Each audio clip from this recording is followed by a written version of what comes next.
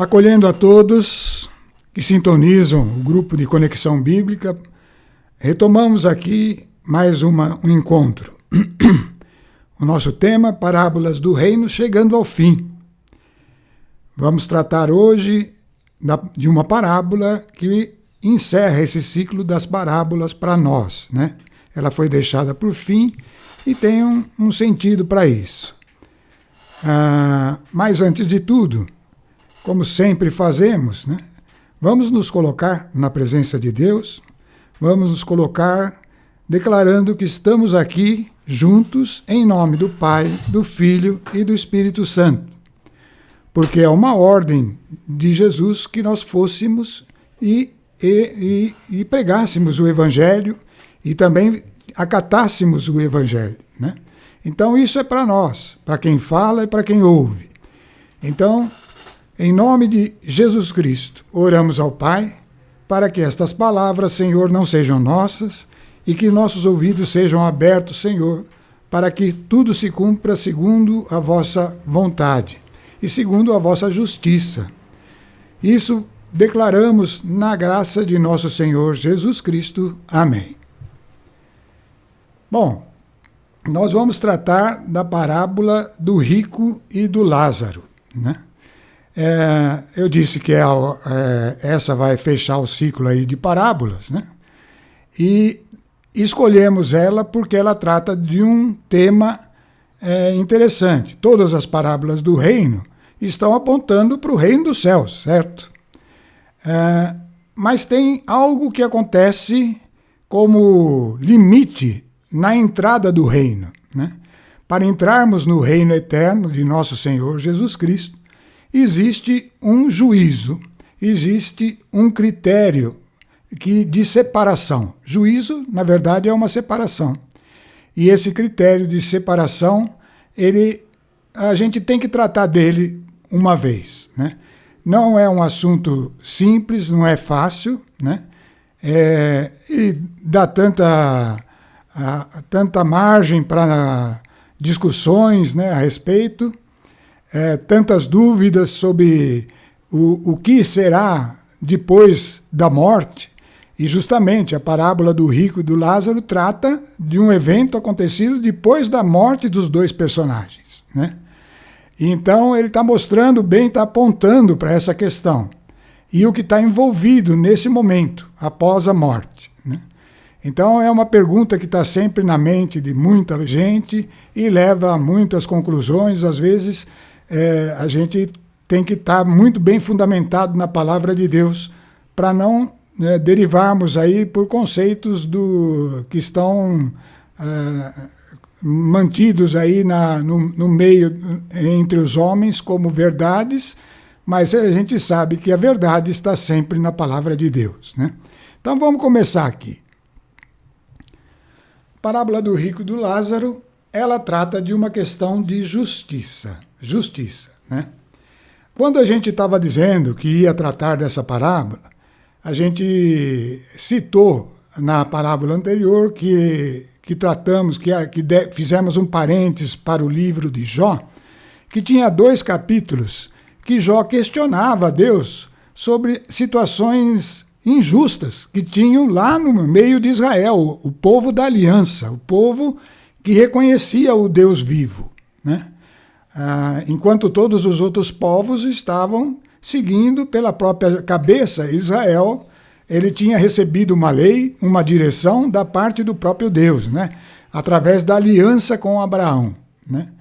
Então, Jó vivia essa aliança, vivia tanto que tudo aquilo que aconteceu com ele é a prova disso, né? A ponto de ele ser levado a ver a Deus e abrir uma porta para o que seria para nós a nova aliança, esse assunto que nós já tratamos, né? A parábola do rico e do Lázaro, então, ela vai tratar da justiça. E no livro do Jó, 2 capítulos, ele questionou a justiça. E esses 2 capítulos a gente vai falar, como falamos dos outros do livro do Jó, agora no início, de uma maneira bem resumida, mas mostrando coisas que eu tenho certeza está na mente das pessoas está sempre na nossa mente por aí, em conversas, em questões, quando se fala da vida após a morte, né? Então vamos lá. Vamos tratar desses 2 capítulos, que é o 21 e o 24 do livro de Jó, né? Não o capítulo inteiro, só uma partezinha, são alguns destaques, né?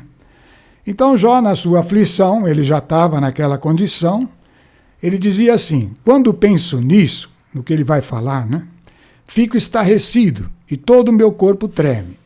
Como é que os maus vivem, envelhecem e cresce o seu vigor? Sua posteridade prospera diante deles e seus descendentes sob seus olhos. A sua casa é tranquila, sem alarmes, a vara de Deus não os atinge. E ele está falando dos maus, hein? Seu touro é cada vez mais fecundo, sua vaca dá cria sem abortar. Ele está tratando aí das coisas materiais que eram abundantes para eles, né? E vai falando sobre isso, aí ele fala assim: passam os dias na alegria e descem tranquilamente à região dos mortos. Ora, eles dizem: afasta-te de nós, dizem a Deus, afasta-te de nós, não queremos conhecer teus caminhos. Quem é o Todo-Poderoso para que o sirvamos? Que vantagem temos de fazer orações? Isso muita gente hoje no nosso tempo realmente desconsidera a condição de Deus e acha que o que é importante mesmo é viver essa vida enquanto está aqui, né? E essa era uma questão que Jó via acontecer lá dentro de Israel, né?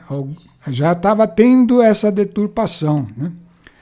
A felicidade não está em suas mãos, não tá, esses maus não consideram Deus como fonte de felicidade, né? Contudo, Jó aí afirma, aí ele pessoalmente, longe de mim esteja o modo de pensar dos ímpios, né? Porque esse era um homem que se virava aqui nesse mundo, ele é exemplo de homens assim, ele via, mesmo dentro de Israel, e que não tinham nada a ver com Deus, nem queriam saber de Deus, né?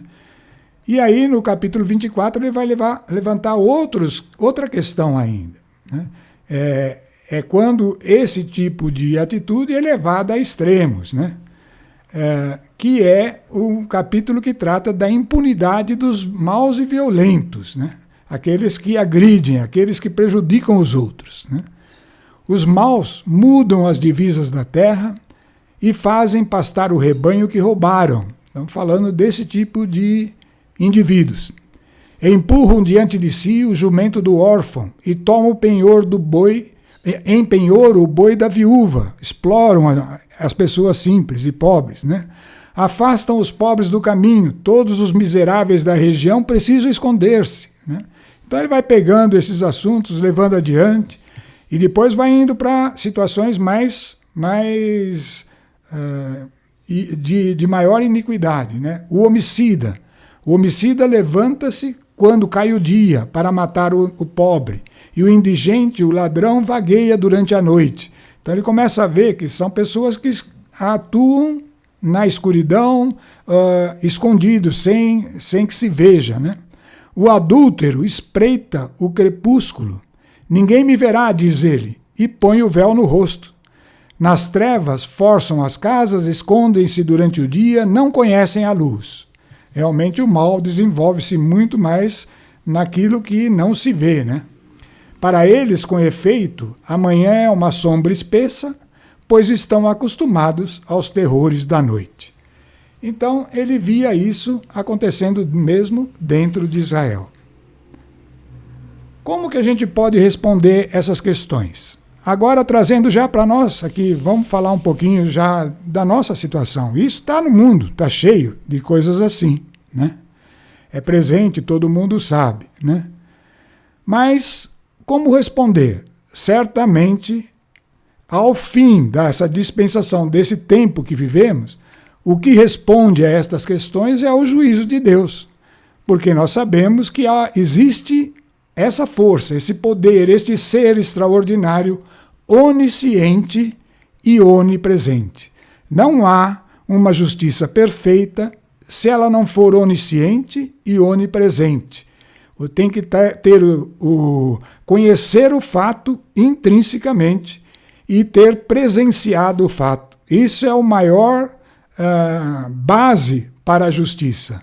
Essa é a maior base que existe e ela está contida em Deus. Esses atributos estão em Deus, né? Mas sempre tem aquela questão, né? Oh, mas se Deus é bom, Ele é onisciente, Ele é o presente, você já ouviu essa frase muitas vezes, né? Por que Ele não fez já tudo bom, né? Então vamos ler um pouquinho o que a Bíblia fala no começo, Gênesis 1, lá no versículo 31, diz assim: Deus contemplou toda a sua obra, a hora que Ele tinha concluído a obra. Então tudo que Deus criou, lá naquele primeiro dia da criação, né? Começou até o sexto dia toda a criação, e depois então, no versículo 31, ele vai dizer: Deus completou toda a sua obra e viu que tudo era muito bom. Mas como era muito bom, se gerou essa situação que nós vivemos, né? Então é uma questão também que fica na cabeça das pessoas, né? E aí, que dia foi isto? Sobreveio a tarde, depois a manhã foi o sexto dia. São os momentos de concepção que estavam na mente de Deus, que se completava no sexto dia com toda a criação. E ele viu que era muito bom, muito bom. Como que pode ter sido muito bom? Vamos entender um pouquinho. É uma coisa que precisa refletir e você, com a ajuda do Espírito Santo, vai percebendo. Por que era muito bom? Porque tudo que ele criou entre a luz e as trevas, nós vamos ver na próxima tela, mas um ingrediente estava lá dentro, e que ele é fundamental para que seja bom. Se tirar isso, eu posso afirmar para você, com base nas Escrituras, não é bom. Então, esse ingrediente é a liberdade, é a autonomia do ser. Se Deus está criando um ser, esse ser, mesmo que seja criado por Deus, é doado da parte de Deus uma autonomia, porque senão não é ser, né? E nisso existe o sentido de ser muito bom esse momento da criação. O propósito é totalmente justo. Mas como será que o propósito pode ser totalmente justo? Se Deus é onisciente e sabe que o ser vai, eventualmente, por sua autonomia, escolher o mal, né? Então isso a gente precisa ver, né? Bom, tem alguns textos que vão ajudar a gente ver que aquela justiça que é necessária, porque vai ter que haver uma separação, aquele juízo que coloca o homem entre a vida após a morte e a vida nesse mundo, esse juízo que está entre essas duas coisas é totalmente necessário, né? Por quê? Porque esse juízo é uma separação dessa escolha individual de cada um. E em Mateus 11 tem uma frase que fala o que justificou essa criação e Deus viu que era muito boa. Vamos entender. A quem hei de comparar essa geração? É semelhante a meninos sentados nas praças que gritam aos seus companheiros. Então Jesus estava falando isso aos judeus, aquele povo separado da primeira aliança. Tocamos flautas e não dançais. Ele estava contando uma historinha para mostrar como que eles agiam em relação ao que Jesus estava anunciando, em relação ao que Jesus estava pregando. Tocamos a flauta e não dançais, cantamos lamentação e não chorais. E ele compara isso com o que aconteceu com ele e João, quando veio ao mundo para esse povo de Israel. João veio, não bebia, não comia, e disseram, ele está possesso de um demônio.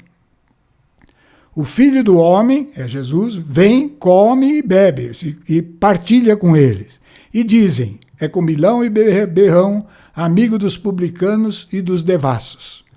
E aí ele fala a frase, mas a sabedoria foi justificada por seus filhos. Por que era muito bom? O propósito de Deus era criar os filhos. Era necessário a liberdade ali, né? Mas essa liberdade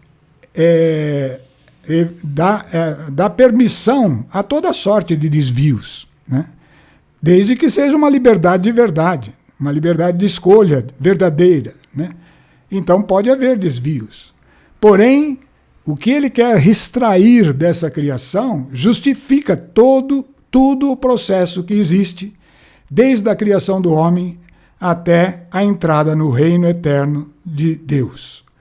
E qual é o propósito que justifica? A sabedoria foi justificada por seus filhos. Então, o propósito de Deus, gerar filhos, e era esta a maneira, né? Então, segundo Pedro, capítulo 1, vai dizer o seguinte: o poder divino deu-nos tudo o que contribui para a vida e para a comunhão com Deus, que é a piedade. Piedade é o termo que anuncia a comunhão com Deus, né? O texto lá está escrito tudo que contribui para a vida e para a piedade. Eu já pus comunhão com Deus para que a gente entenda que piedade é isso e, portanto, Deus nos deu tudo para escolher esse caminho de luz. Ele deu tudo o necessário e por isso era muito bom, mesmo para aqueles seres que vão escolher as trevas. Porém, da parte de Deus, o propósito era totalmente bom. Ele deu, na verdade, a criação tinha em vista a vinda do Filho. Ele sabia de antemão, pela onisciência, que o homem por si só ia ceder ao engano e que seria necessário a vinda de Jesus Cristo e, portanto, Jesus é o caminho de justificação, é a possibilidade de vivermos uma renovação no espírito mediante o renascimento. Essa é tudo, essa frase aí contém tudo o que é necessário para a vida e a comunhão com Deus.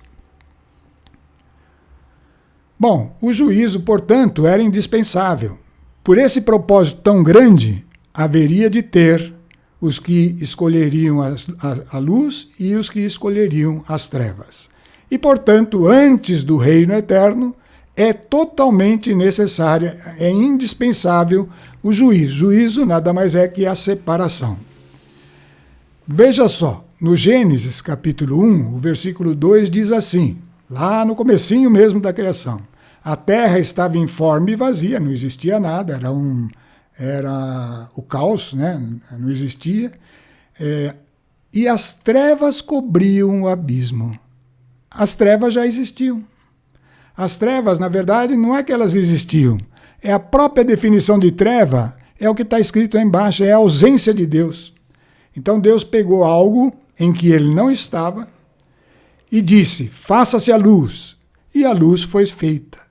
Então, nesse momento, tudo que foi criado, a partir desta palavra que veio, foi a criação de todos os seres animados e inanimados, né? Todos esses seres ficaram entre a luz e as trevas, tá? A treva que já existia, a luz que estava surgindo. E essa escolha está na mão de cada um destes seres, né? Vamos então agora, com base nessa questão, reconhecendo a necessidade indispensável do juízo, vamos ler a parábola do rico e do Lázaro. É um exemplo simples, fácil de entender, mas dentro do contexto da lei, né, a coisa mais básica da lei que vivia Israel, ainda não é nem a nova aliança, né, mas ali é que traz ensinamentos para nós, né? Vamos lá. Parábola do rico e do Lázaro, ela tem como tema o juízo de Deus. Então essa já é uma das respostas daquelas nossas perguntas. Qual é o tema? O juízo de Deus. Havia um homem rico que se vestia de púrpura e de linho finíssimo e que todos os dias se banqueteava e se regalava, né? Havia também um mendigo, por nome Lázaro, todo coberto de chagas, que estava deitado à porta do rico. Ele avidamente desejava matar a fome com as migalhas que caíam da mesa do rico. Até os cães iam lamber-lhe as chagas. Ora, aconteceu morrer o mendigo, aí vem a morte, né? E ser levado pelos anjos ao seio de Abraão. Uma coisa misteriosa, não sabemos o que é isso, mas vamos argumentar sobre isso, né? Aconteceu morrer o mendigo e ser levado a algum lugar que ele chama de seio de Abraão. Morreu também o rico e foi sepultado. E estando ele nos tormentos do inferno, olha aí, um outro lugar que ele chama de inferno. Isso é outra questão para a gente entender. Existe algo depois da morte física que está entre dois lugares, né? Levantou os olhos e viu ao longe Abraão e Lázaro no seu seio. Então o rico foi sepultado, estava num tormento lá, num lugar de tormento. Ele que tinha todos aqueles benefícios aqui neste mundo, né? Tinha conquistado toda aquela abundância, enquanto o outro estava lá num sofrimento, né, terrível. E ele, estando nos tormentos do inferno, levantou os olhos e viu ao longe Abraão e Lázaro no seu seio. E aí o que aconteceu? O texto continua. Ele gritou então, pai Abraão, olha, ele era filho de Abraão. Então, isso já responde também mais uma questão, né? O rico era israelita, né? E ela é filho de Abraão, descendência, no sangue, né?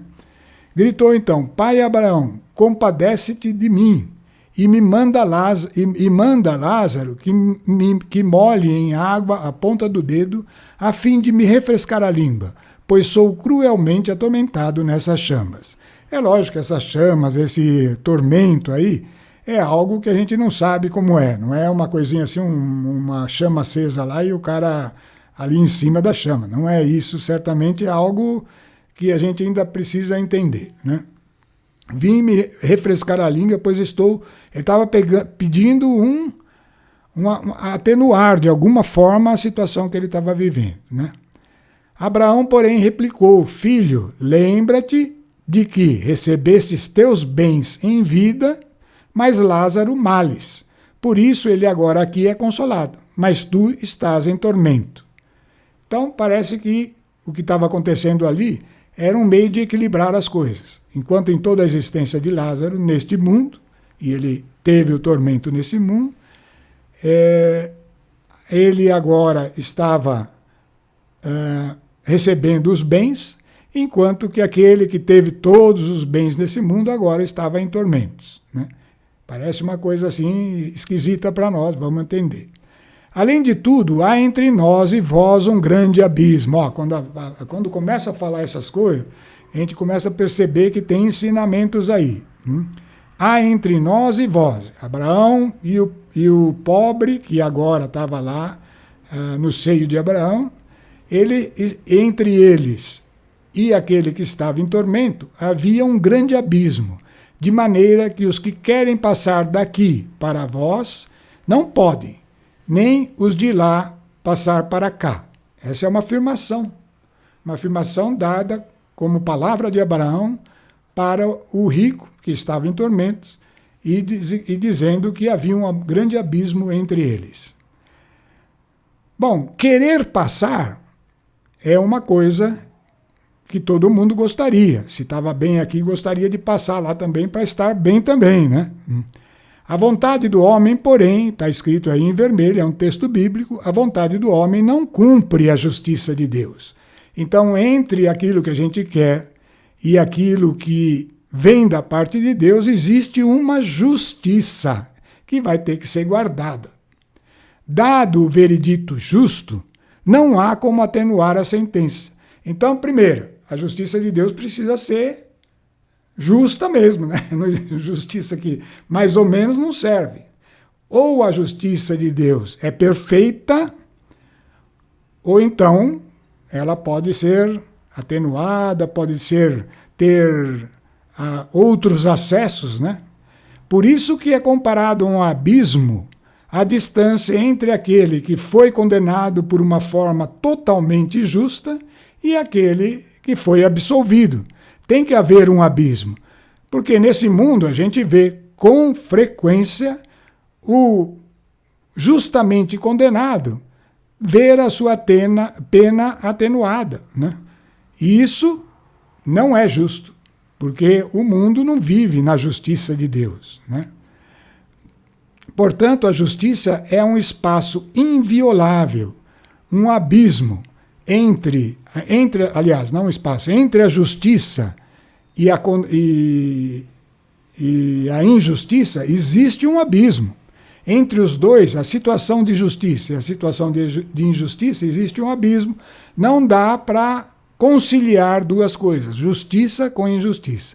Então, estamos entendendo que se houver esta separação, ela tem por critério, né, cumprir totalmente aquilo que é, em essência, o sentido da palavra justiça. Ou então, é melhor não ter criado, certo? Então, essa que é a questão.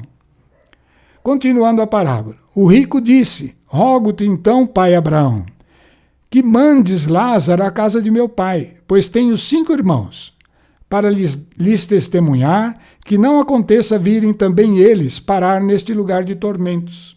Abraão respondeu: eles lá têm Moisés e os profetas, ouçam-nos. O rico replicou: não, pai Abraão, mas se for a eles algum dos mortos, arrepender-se-ão.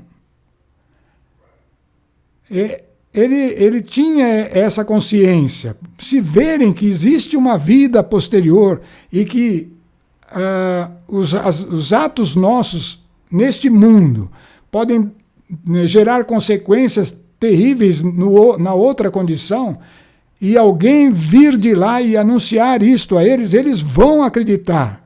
Eles vão se arrepender e se corrigir a tempo, porque ainda é tempo, enquanto está nesse mundo, né? Abraão respondeu-lhe: se não ouviram Moisés e aos profetas, tampouco se deixarão convencer, ainda que ressuscite algum dos mortos. Se você prestou atenção em tudo que falamos até agora, né? O que você acha desta frase? Ela é verdadeira ou não? Ela aconteceu, ou melhor ainda, ela aconteceu ou não? E mais, ela está acontecendo ou não? É exatamente isso que está acontecendo, né? Por isso, essa é uma das afirmações mais tristes da Escritura. A força de sedução do engano. Porque esse testemunho do ressuscitado foi lançado no mundo com a vinda de Jesus Cristo. Ele foi a resposta a esse pedido do rico. Sem que o rico soubesse, isso já estava determinado por Deus. Ele viria, né?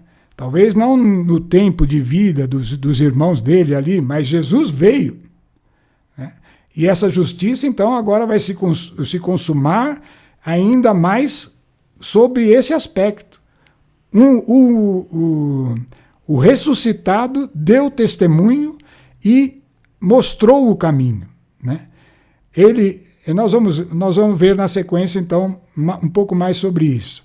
Mas por que essa afirmação é tão triste? Porque você pode olhar para os lados, né?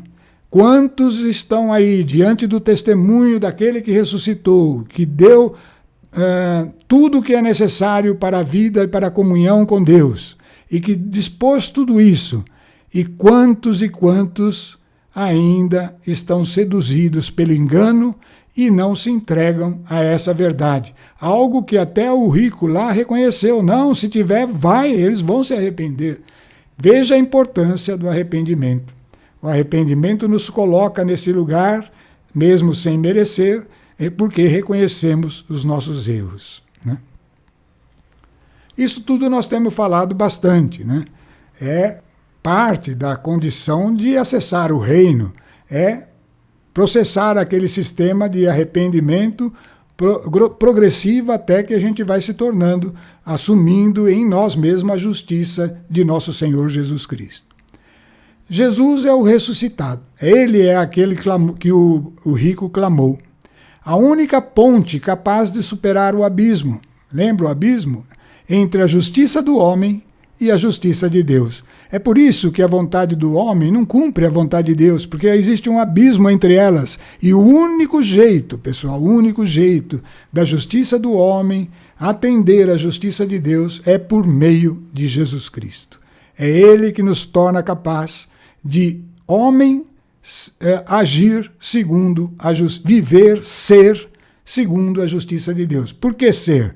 Porque Deus criou seres e Ele vai receber lá seres. Seres justificados pela grande graça que se cumpriu em Cristo Jesus, né? Então,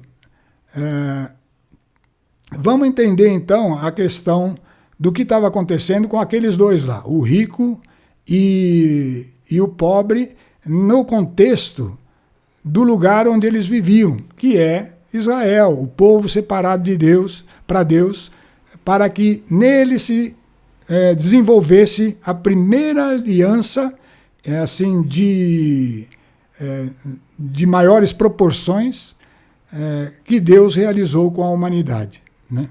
Então, vamos lá. O que é como que eles estavam em relação àquilo que era a vontade de Deus para o povo de Israel? O Deuteronômio é o livro que descreve a lei, né? E no Deuteronômio está todos os termos da lei e está as promessas da lei e as sentenças da lei. Então, as duas. Mas vamos ler aqui, para não se estender tanto, né? Nós não vamos falar sobre todo o processo que regia Israel.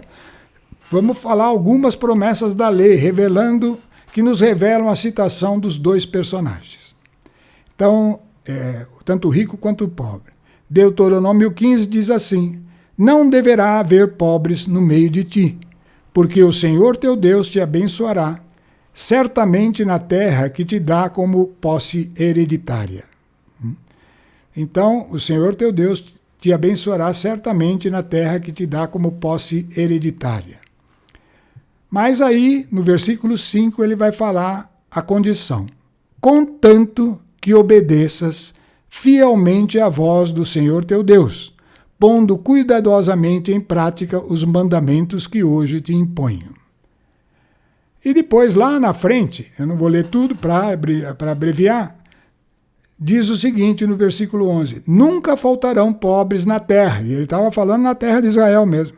É por isso que te dou essa ordem: abre a tua mão ao teu irmão necessitado ou pobre que vive em tua terra. Oh, mas que confusão, como é que nós vamos entender isso, né? Não devia ter pobres, e no entanto nunca faltarão pobres, né? Então, nós vamos começar a entender que existem mecanismos aí no processo da aliança, que têm que estar vivos. A aliança é algo vivo. E que quando vai relaxando na sustentação da aliança, que no caso da velha aliança era a lei escrita com todas as regras, procedimentos, tudo aquilo, quando vai relaxando, vai acontecendo desvios. Aquele que era não deveria haver pobre, acaba existindo pobre. O que era rico e que deveria ser uma bênção, porque estava cumprindo a lei, acaba sendo rico sem cumprir a lei, que foi o caso do rico. Ele não cumpria o maior mandamento da lei, que era amar o próximo como a ti mesmo, e era justamente estender a mão para o teu irmão, certo? Ele não cumpria, portanto, ele estava ofendendo a lei. E o pobre também não cumpriu a lei a ponto de chegar naquela situação. Porque se ele tivesse cumprido, o teu Deus te abençoará certamente. Então, nós vemos que os dois personagens não cumpriam a lei. E qual é a conclusão, então, dessa parábola para nós, né? Nós vamos entendê-la. Vai precisar de mais um ingrediente aí, que é reconhecer dois tipos de pecados que existem: o pecado contra Deus e o pecado contra os homens. Os dois são razões para juízo. Não pensa que é só pecando contra Deus que nós vamos ser levados a juízo, não. A justiça perfeita vai levar em conta todos os mínimos detalhes. Se eu não pequei contra Deus e fui completamente certo dentro da minha aliança, mas ofendi algum homem, e ele levantar essa questão no juízo, e essa questão for justa, então eu terei pecado contra o homem e vou ter que cumprir alguma coisa em compensação a essa injustiça, né? Então, pecado contra Deus e pecado contra os homens. Bom, tem um texto lá, ainda do livro de Jó, que é na sequência daqueles assuntos, né? Que foi dito por Eliú. Foi lá no finzinho quando Eliú tomou à frente a palavra, porque os amigos de Jó já não conseguiam rebater os argumentos de Jó, né? Que ele se considerava justo. E aí ele falou essa frase é importante para a gente conhecer. Quando dizes, para que me serve isto? O Jó estava falando, o que adianta eu ter feito a lei toda, se agora eu estou nessa miséria, estou sofrendo, né? Qual é a minha vantagem de não pecar? E ele tinha certeza que não tinha pecado, pelo menos do ponto de vista da lei, né? Pois vou responder-te, o amigo dele falou, a ti e a teus amigos. Porque ele estava falando também para aqueles que se calaram, não sabiam mais como responder a Jó, né? Considera os céus e olha, vê como são mais altas do que tuas nuvens. Ele pega uma figura material. Se pecas, que danos lhe causa? Se multiplica tuas faltas, que mal lhe fazes? Se é justo, que vantagem lhes dás? Ou que recebe ele, agora está se referindo a Deus, de tua mão? E aí ele faz a afirmação. Tua maldade só prejudica o homem, teu semelhante, tua justiça só diz respeito a um humano. Então, o pecado pode ser totalmente concentrado no próprio homem. Todo mal, todas as brigas, todas as guerras, tudo, quase sempre são pecado contra o homem. Não tem nada a ver com Deus. Mas é injustiça. É injustiça que está no nosso meio, né? Então, vamos entender aí que o que a lei exigia do homem, do homem era que ele, por respeito a Deus, cumprisse a lei, por respeito a Deus. Cada vez que ele exercia o mal, ele prejudicava o homem, né? E ofendia a lei. Mas como que o homem pode pecar de verdade contra Deus e contra os homens? Vamos ver. Israel, como nação, tinha a possibilidade de pecar contra Deus. Isso fica fácil de ver na história de Israel, né? O israelita comum, individualmente, não. Ele sempre pecava contra o homem. Por quê? Vamos começar. Eu sei que é um pouco complexo, mas vamos prestando atenção. Israel, como nação, é que estava em aliança com Deus. A aliança foi com a descendência de Abraão, né? Era para todo o conjunto do povo. A aliança era com eles. E, portanto, a nação tinha que estar cumprindo a lei, a nação tinha que estar para que as promessas fossem válidas. Por isso que eu falei, quando relaxava, as promessas começavam a falhar. Falhar por quê? Porque o mal tinha penetrado em Israel. Quando Israel tinha condições de se avaliar continuamente com base na lei, então essas situações eram excluídas. Mas quando ia relaxando e ia permitindo o mal no meio deles, então Israel começava a ficar distante das promessas da aliança em termos gerais, né? Porque a aliança era com a nação. E por isso o Velho Testamento usa muitas vezes, quando está dando os exemplos de como deve ser cumprida a lei, que cada vez que visse um elemento lá dentro de Israel ofendendo algum aspecto da lei, vem a frase, tira o mal do meio de vós. Isso vale para eles, vale um pouquinho para nós, né? Nós também temos que estar olhando dentro de nós aquilo que ofende, agora não mais uma lei escrita, mas o próprio Espírito Santo em nós. Mas depois a gente vai falar disso. Por isso se repete tanto no Velho Testamento, tira o mal, era excluir mesmo o mal do meio. Há um cuidado essencial contra a contaminação do povo, pois a lei dava a todos o conhecimento da vontade de Deus. E por isso, a cada desvio é requerida a punição segundo a lei. Tinha que ter essa punição. Contudo, esse pecado era contra a nação, homens. E deveria ser apontado por quem? Pelo profeta, eu não falei aí, mas pelo sumo sacerdote também, e condenado pelo rei.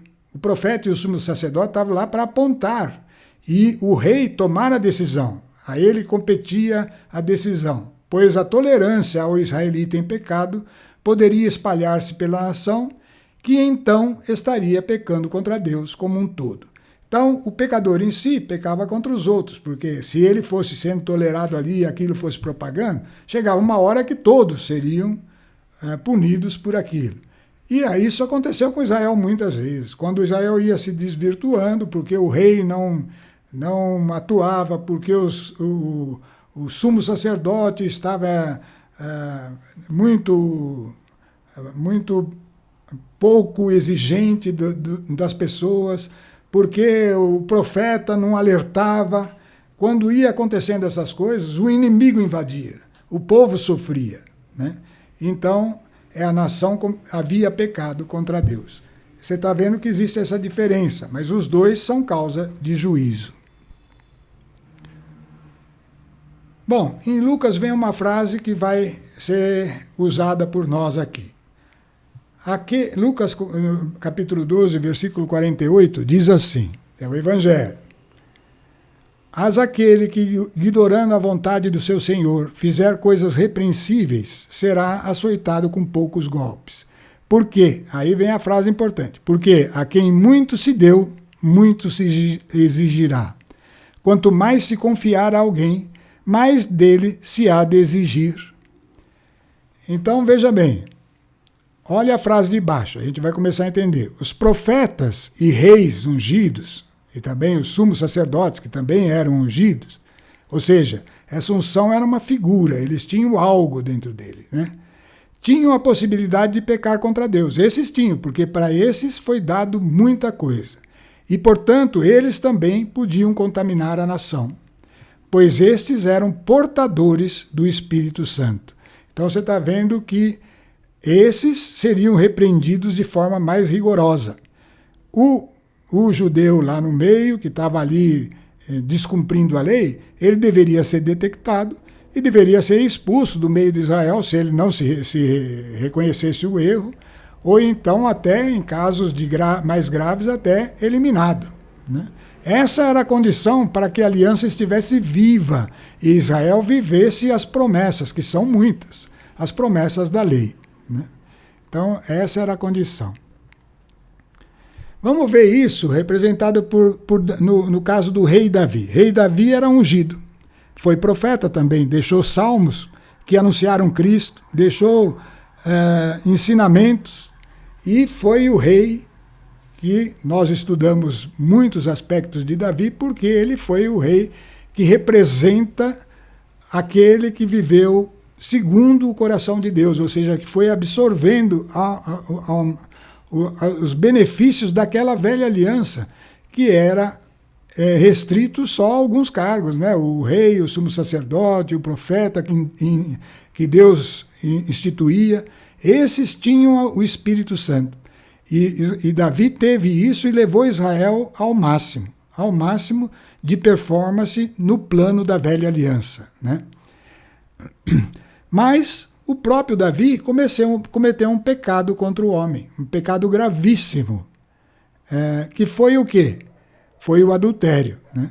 E quando ele cometeu o pecado de adultério com Betsabé, né, um caso conhecido, né, das escrituras, do livro de Reis, que fala de Davi. Quando aconteceu isso, então Deus castigou Davi. Salmo 50 é um salmo em que Davi está orando e pedindo perdão por aquele pecado.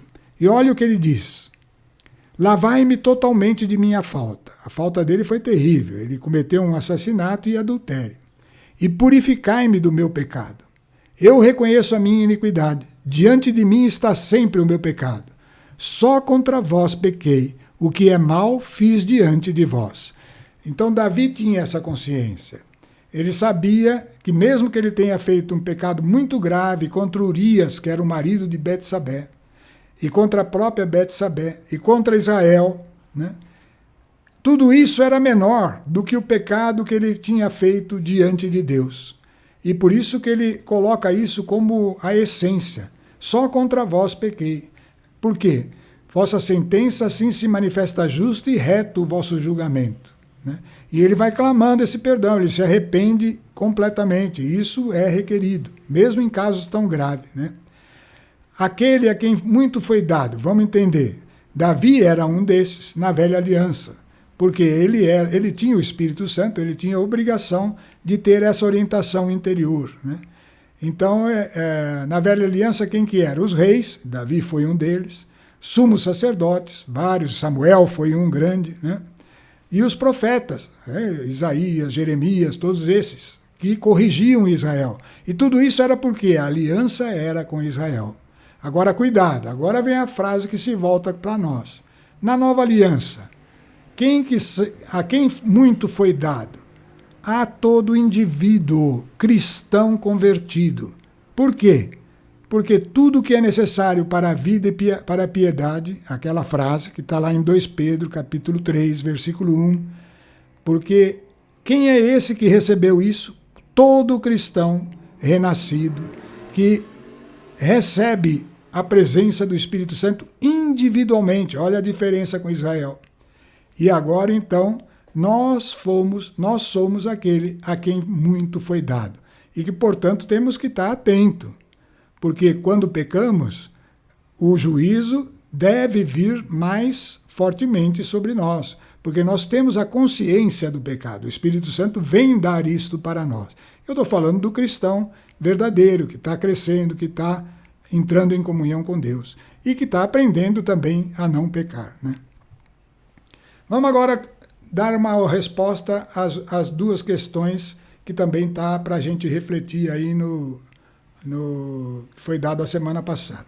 O rico da parábola era um israelita que ofendia a lei.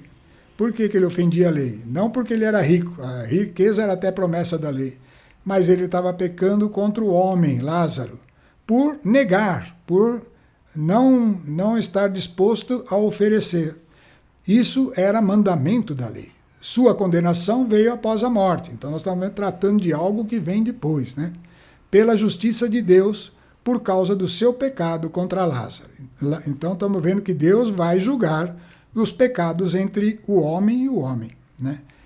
E também contra a nação, né? Porque ele acabava com esse exemplo contribuindo para a contaminação do povo, mas diretamente era pecado contra o homem, contra Lázaro, né?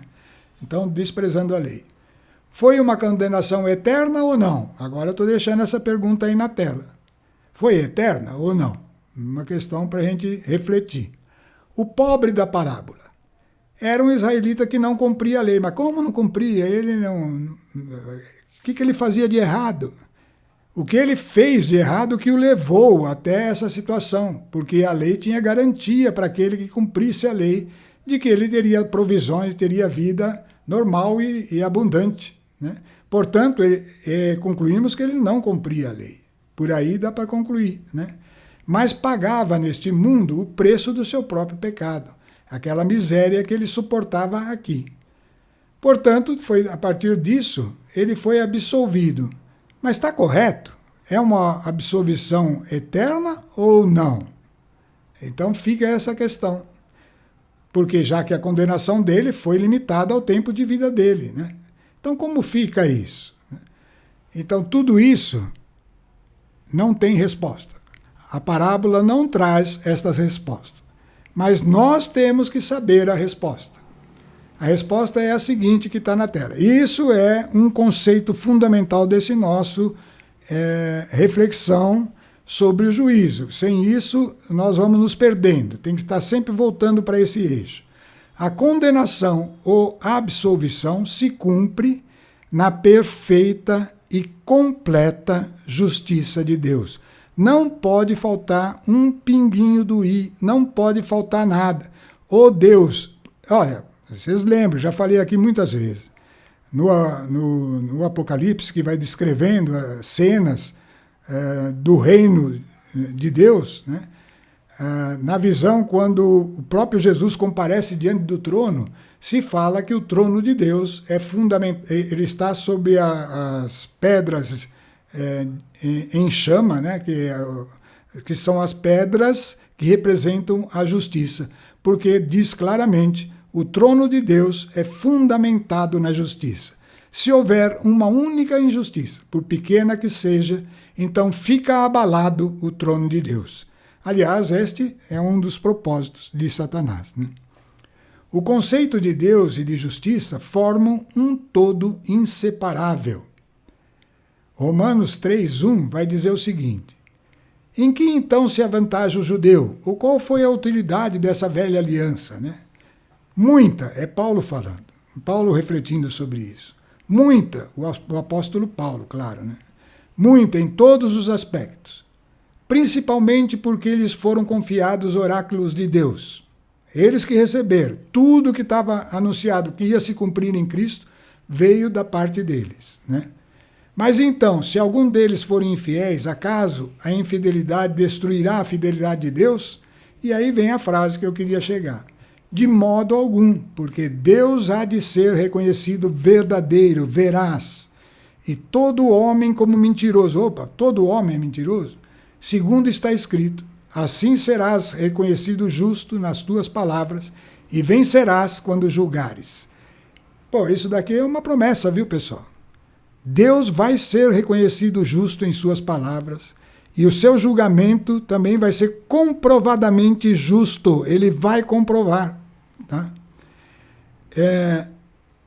Todo homem mentiroso. Por quê? Porque nós sabemos que a vontade do homem não cumpre a justiça de Deus. Para que a justiça de Deus penetre em nós, nós temos que matar a nossa natureza de homem e renascer como filhos de Deus. Esse é o processo que temos anunciado em todas as outras parábolas, né? Até aqui. Bom, vamos indo aqui. Portanto, a justiça de Deus não pode ter a menor mancha de injustiça. Duvidar disso é a vã esperança de Satanás. Satanás, por causa do homem, e porque Deus quis que se cumprisse no homem os seus filhos, com todas as limitações do homem, com toda a sua liberdade de escolha, então ele tem uma esperança de comprovar uma mancha na justiça de Deus, tá? A justiça é um conjunto perfeito e completo de valores, tá? Mateus 12:35 vai falar uma frase que leva ao lugar onde em cada ser humano e também em Deus é guardado todos esses valores. Qual é esse lugar?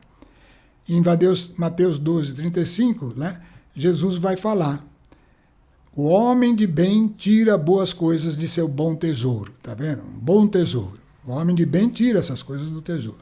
O mal, porém, tira más coisas do seu mau tesouro. Eu vos digo, no dia do juízo, os homens prestarão contas de toda palavra vã que tiverem proferido. Ué, mas por que as palavras? Porque é por tuas palavras que será justificado ou condenado. Tem outra frase na Bíblia que explica isso. A boca fala do que está cheio o coração. O coração, pessoal, é o nosso espírito. O nosso espírito de filho do homem não consegue conter a justiça de Deus. Mas o espírito recriado, aquele que recebemos na conversão, não o Espírito Santo, o espírito do homem recriado na natureza de Deus, esse é o reservatório, é o lugar, é a arca para conter toda a riqueza, todos os valores, entre eles a justiça de Deus, deve estar lá dentro. E nós vamos passar a viver, a falar, a anunciar aquilo que está no nosso tesouro. É conforme o que nós tiramos de nosso tesouro é que a gente mostra. E a gente tira como? Com atitudes, tira com convicções, tira com as nossas palavras, tira com o nosso modo de ser, né?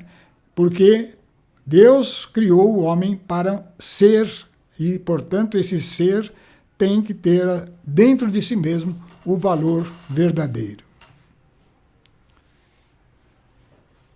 Bom, qual é o ensinamento da parábola para nós que pertencemos à nossa aliança? Então vamos deixar aqui, eu vou terminar agora nesse momento, porque depois a gente vai estender isso aqui para o limite, tá? Vamos aí, mais uma vez, nós vamos falar desse mesmo assunto, para levar esse assunto até o limite, até o momento dessa separação da luz das trevas, quando é e como acontece, né? Qual o ensinamento da parábola para nós que pertencemos à nova aliança? O ensinamento importante é o seguinte, ó, temos um sinal. Já que eu estou falando para nós, convertidos. Agora não esquece a pessoa que está no mundo. Ela nem tem condição de chegar perto disso aqui que nós estamos falando. Né? Ainda não precisa nascer de novo. Né? Então, para nós, estou supondo que quem está ouvindo é convertido e tem permanecido no conhecimento de nosso Senhor Jesus Cristo. Né? Toda recusa, ou seja, todo não. Eu gosto de falar que o cristão tem que ter vontade de não dizer, de dizer não. Não dizer não. Agora me perdi aqui. O cristão não pode ter vontade de recusar as coisas. Ao contrário, ele tem que ser um doador. Tá? Então, toda recusa, conflito de interesses, de valores, né? Conflito. Aí entra também as virtudes aí, que são os valores. Todo conflito. Toda disputa, quando eu quero algo e o outro não quer, e eu quero e puxa para lá e para cá. Né? Então, recusa, conflito e disputa são sinais da presença de injustiça. Pode ter certeza, mesmo que os dois são não convertidos. Mesmo que são não convertidos. Isso vale para eles também, tá? Não convertidos. Esse tipo de coisa é um sinal. Devemos, em cada caso, avaliar atentamente se ela não está em nós mesmos. Isso quer dizer que nós nunca podemos recusar algo? Não, é óbvio que você vai ter que recusar coisas. É lógico que tem hora que você vai precisar entrar em conflito, principalmente se forem forças malignas. Né? É algo que você vai ter que disputar, se também for a verdade, né? For em torno da verdade. Agora, é um sinal. Começou uma discussão, começou uma negação, começou um conflito. Precisa ver, porque...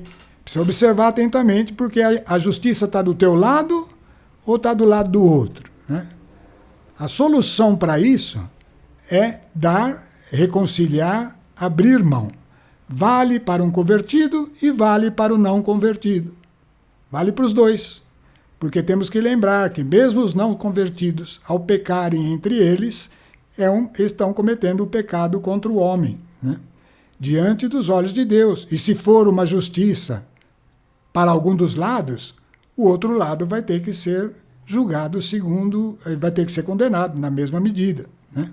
Então, a solução é abrir mão, estar disposto a dar, estar disposto a reconciliar os conflitos. Tá? Esse é o que vale para nós. Bom, aqui agora tem uns textos maiores, acho que já está meio adiantado. Nós vamos encerrar aqui, né? E vamos continuar, então, esse assunto e chegar ele aí ao limite dele, aquilo que nós podemos.